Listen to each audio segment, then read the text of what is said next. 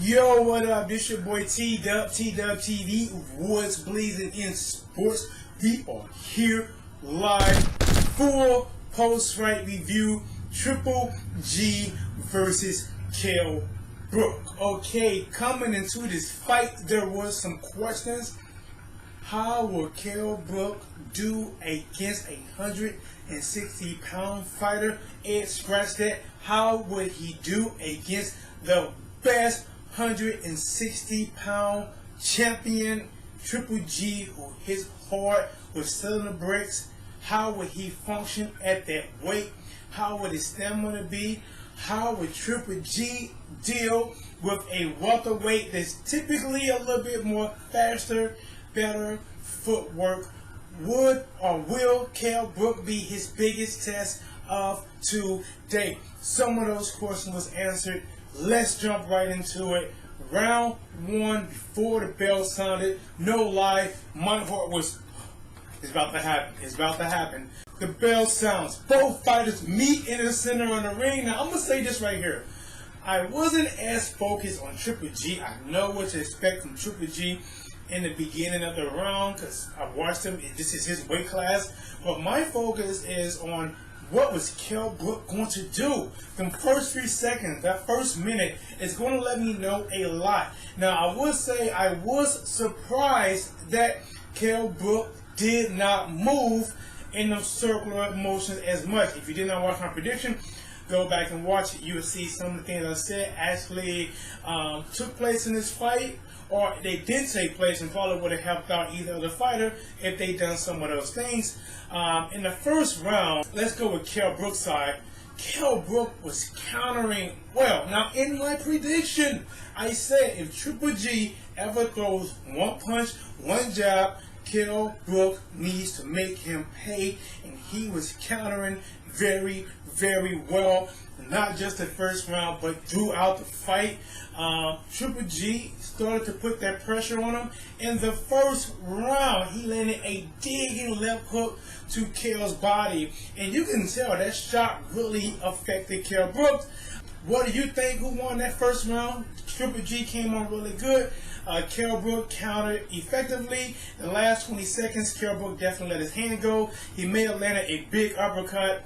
Now, this brings us to round two. Something different we haven't seen with Triple G before. What could it be? Triple G, in my eyes, lost this round.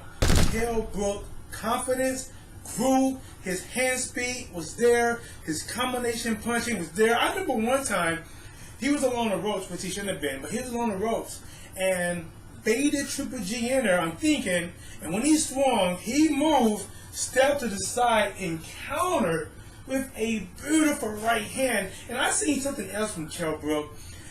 He was able, in my eyes, he was really getting to Triple G. We don't know how much Triple G was actually really hurt, because if you watch the post-fight interview, he acted like nothing really fazed him. But I saw something that I haven't seen any other fighters do against Triple G that stopped him in the middle of his tracks, landing huge uppercuts. And that uppercut, once he landed in the first round, he exposed something. He realized something that he could land against Triple G. Now, an issue with Triple G that I had was a lot of times he really wasn't cutting off the ring. He was doing more chasing. He really was trying to get at him. And he was launching with this long left hook that was getting his ass countered, and his corner even told him, dude, stop rushing, stop lunging with it. And he shouldn't. He should have really set it up with something. Maybe throw something with the right, maybe throw a 1-2, then come with a 3 if you really want to land that left hook. But he did land some big shots. I did forget something in the first round. He landed one of those hooks, and it actually caused almost instant swelling within Kell Brook, and he would have problems with that eye throughout the fight. Maybe in the second round, definitely third round, you can see him pawing, Kell Brook pawing at his eye. Now, some of you guys that may not have fought before, when you have something bothering you, or blood twinkling in your eye, something you haven't experienced before, it can kind of distract you. And in the post-fight interview, Kell Brook definitely said it affected him, but I will get to that later. So now we're in the third round. Kell Brook took the second round. I mean, he just boxed beautifully. Triple G came out there like a man on a mission. I mean, really running down, walking him down. You know, he taking shots, taking, okay, you got a good one. And he was really trying to kill Kell Brook. You can tell that from the round one, maybe in round two, when Triple G was trying to box with him, he realized that that's not going to work. He cannot outbox Kell Brook at a distance. Typically, smaller fighters are better boxers. Typically. So Triple G strikes all that boxing. He went head steam first towards Kell Brook, trying to knock him out, hit him with everything he got. Kell Brook was still countering very well. He was taking some really big punches. His problem was sometimes he was bagging up with his head up and he get caught with a jab or a lead right hand by Triple G. This went on to the third round. More in the fourth round, you got either Kell Brook countering very well, not using his legs to get away. He should have been using his legs to get away. You got Triple G coming out like a madman trying to take Kell Brook out. We're in the fifth round. Triple G's coming out there trying to take him out, trying to take the soul out of this man's body. He was doing everything. Everything was not landing clear. Some shots were. There were some pretty big shots. Kell Brook definitely has a lot of heart. And in that round, when Triple G was all over this guy, just throwing shots, ha, ha, ha. And you can see Kell Brook weaving some of them. All of a sudden, he'll catch one, boom. He'll weave, weave, weave. He'll move, throw his hands up, catch some, boom, boom, boom. And we saw something that I definitely did not want to see. Out of his corner, someone stood up with the towel. He threw it in. Me personally, I did not like the stoppage. Kell Brook was an undefeated champion. I would have liked to see him fight it out or get knocked out, point blank. But there you have it. A really good effort from Kell Brook. The guy shows he has great skills. Triple G walks away with another victory, but people saw some weaknesses in Triple G because of the success Kell Brook had against him, landing those shots. Now, we've seen in the past Triple G would drop his hands and let people land shots, but I actually saw him actually freeze Triple G in his tracks.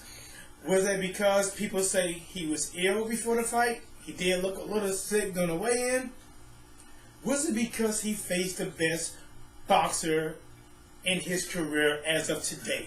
Me personally, I think Kell Brook was the best boxer that Triple G has faced today. His speed, his combination punching, his ability to think inside the ring gave Triple G a lot of problems. I do not blame that on any kind of illness. Now this makes people think, or some people, that, hey man, Canelo might actually do a lot better than what we think. Maybe some of these people that have been avoiding Triple G would now want to get a shot at him, but those people will have to be able to box like Kell Brook with a little bit better defense and can hit harder than Kell Brook. So this brings us to the post-fight interview.